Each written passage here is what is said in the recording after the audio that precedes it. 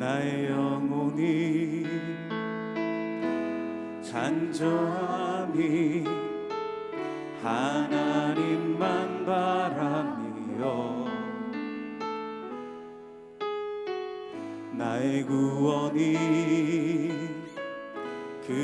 그에게서 나는 도다.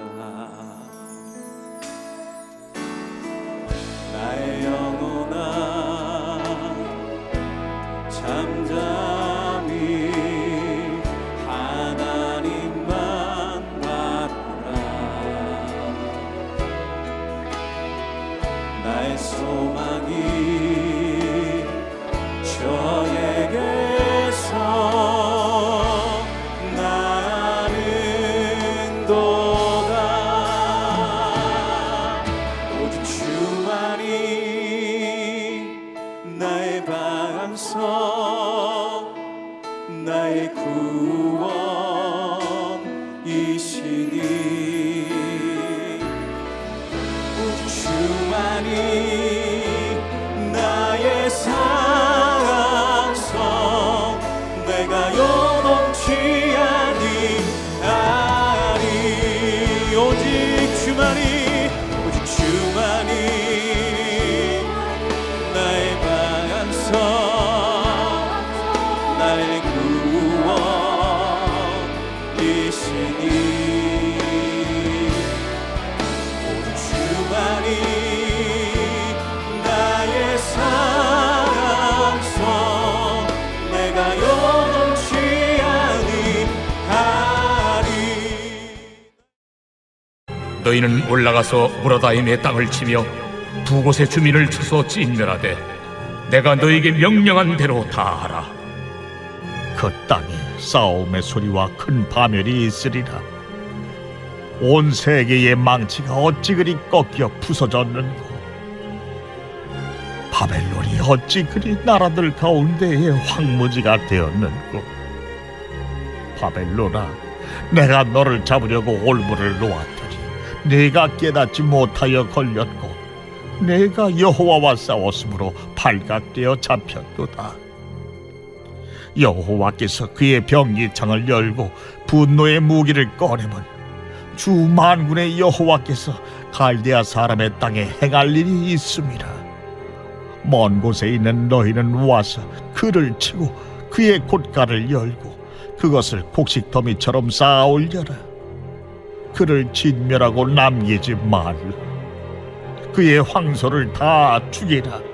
그를 도살하려 내려보내라. 그들에게 화 있도다. 그들의 날, 그 벌 받는 때가 이르렀음이로다. 바벨론 땅에서 도피한 자의 소리여, 시온에서 우리 하나님 여호와의 보복하시는 것, 그의 성전에 보복하시는 것을 선포하는 소리로다.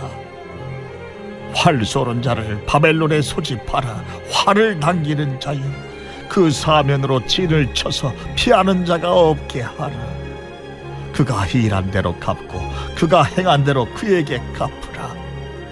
그가 이스라엘의 거룩한 자 여호와를 향하여 교만하였습니다. 그러므로 그날에 장정들이 그 거리에 엎드러지겠고 군사들이 멸절되리라. 여호와의 말씀이니라. 주 만군의 여호와의 말씀이니라. 교만한 자여, 보라, 내가 너를 대적하나니 너의 날 곧 내가 너를 벌할 때가 이르렀음이라. 교만한 자가 걸려 넘어지겠고 그를 일으킬 자가 없을 것이며 내가 그의 성읍들에 불을 지르리니 그의 주위에 있는 것을 다 삼키리라. 오늘 본문은 바벨론을 향한 메시지의 한 부분입니다. 예레미야는 46장부터 51장까지 열방을 향한 하나님의 말씀을 선포합니다. 열방을 향한 말씀은 애굽을 향한 메시지로 시작하여 이후 팔레스타인 지역에서 확실한 패권자로 군림하게 되는 바벨론으로 끝이 납니다. 바벨론을 향한 메시지는 가장 방대한 분량으로 기록되었으며 사실 열방을 향한 메시지의 핵심이자 결론이라고 볼 수 있습니다. 본문 21절은 무명의 군대를 향해 바벨론을 공격하여 완전히 멸망시키라는 명령으로 시작합니다. 그 다음 화자는 22절부터 미래의 사건이 마치 자기 눈 앞에서 펼쳐지고 있는 것처럼 상황을 묘사하며 전투의 소리를 상상하라 말하고 바벨론의 파괴를 상상해 보라고 요청합니다. 여기서 바벨론은 온 세계의 망치라고 표현되는데 이것은 바벨론이 자신의 역사에서 이 시점까지 많은 나라를 부수었기 때문입니다. 그런데 그 바벨론이 이제 파괴의 결과로 황무지가 되어집니다. 24절부터 25절은 이러한 바벨론의 파괴가 결국 하나님의 행동이라는 것을 밝힙니다. 하나님은 변기창을 열고 바벨론에게 자신의 의지를 수행할 이들을 무장시키는 자로 그려집니다. 그리고 무명의 군대를 향해 바벨론을 완전히 파괴하라고 촉구하십니다. 29절에서 32절에는 하나님은 공격자들에게 바벨론을 포위할 것을 명령하십니다. 그들은 스스로를 지켜낼 수 없을 것이며 결국 적에게 함락되어 심판을 받게 될 것을 이야기하십니다.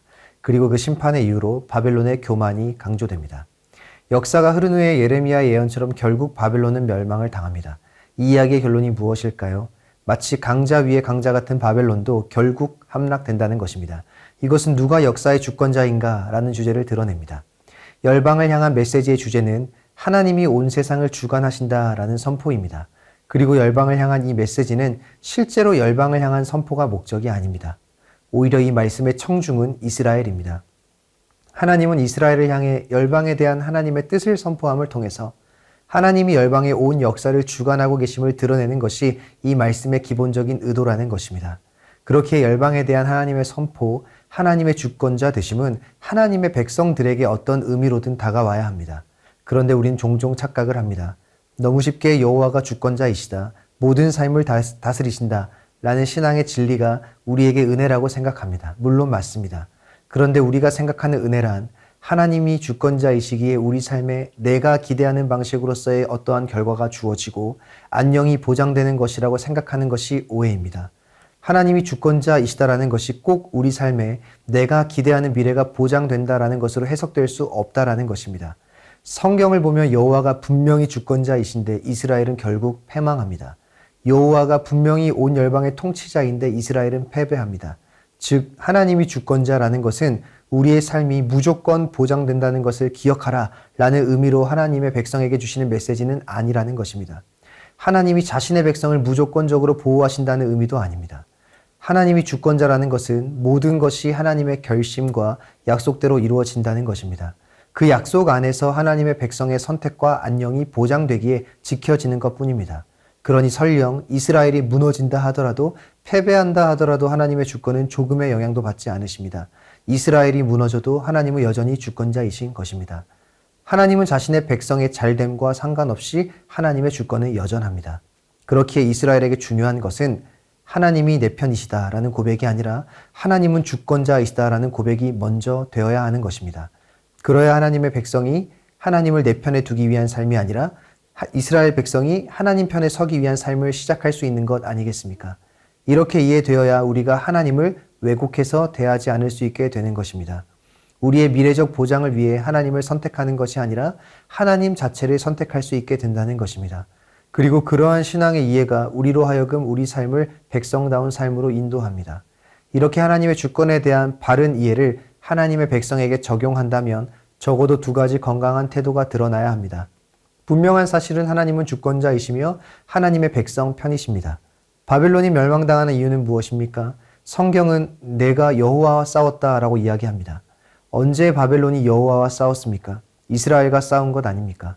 하나님은 자신의 백성들의 싸움을 자신의 싸움으로 보십니다. 이게 은혜 아니겠습니까? 1차적으로 하나님은 선택하신 자신의 백성들의 싸움을 자신의 싸움으로 보십니다.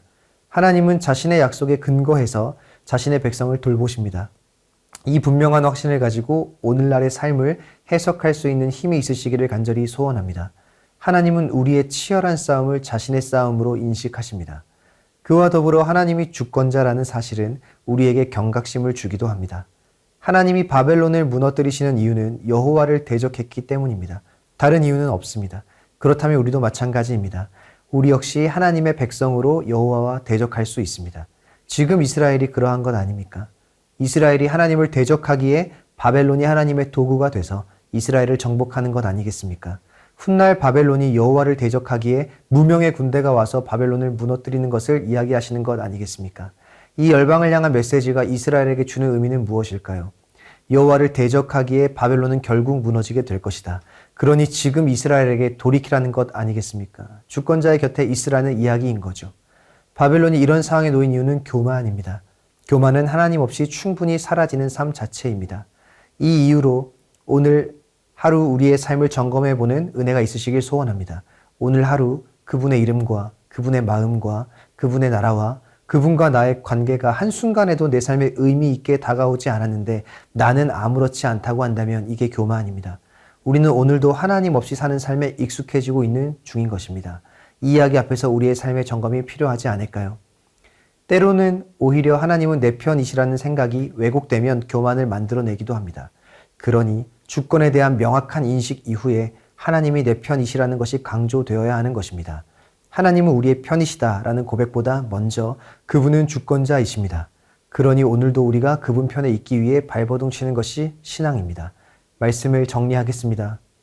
그 누구도 자신의 힘을 자부할 수 없고 영원한 힘을 보장할 수도 없습니다. 누가 영원하십니까? 누가 참 주권자이십니까? 오늘도 하나님의 유일한 주권자 되심을 건강하게 이해하고 그곳에서부터 내 삶의 자리를 다시 해석하며 소망으로 기대하는 은혜가 있으시길 소원합니다. 하나님은 하나님의 백성의 싸움을 자신의 싸움으로 보십니다. 또한 때로는 내가 하나님 없이 사는 삶에 익숙해져 있지는 않은지 건강하게 점검함을 통해 하나님의 주권을 건강하게 이해하는 신자로 하나님의 주권에 부끄럽지 않은 신자로 살아감을 통해서 하나님의 주권이라는 단어가 두려움이 아닌 위로와 소망이 되어지는 매일이 되시기를 간절히 소원합니다. 함께 기도 제목을 읽고 기도하겠습니다. 오늘도 하나님의 다스리심을 신뢰하며 우리의 삶을 소망으로 해석하고 바라보는 믿음을 더하여 주소서. 아멘. 삶의 현장에 하나님 없이 사는 교만의 모습이 있었다면 직면하고 돌이키게 하시고 하나님의 주권에 부끄럽지 않은 신자의 삶을 살아가게 하소서. 아멘. 2000년부 여름 수련회 기간 동안 좋은 날씨를 주시고 안전을 지켜주소서. 수련회를 통해 청년들이 행하는 믿음을 바로 알고 믿음을 삶으로 살아내게 하소서. 아멘. 8월 16일 말씀을 전하시는 이정현 목사님에게 성령의 충만함을 주시고 말씀을 통해 위로와 도전과 은혜의 시간이 되게 하소서. 온 교회 성도가 금요 비전 기도회를 통해 기도의 문이 열리고 기도의 능력을 경험하게 하소서. 아멘.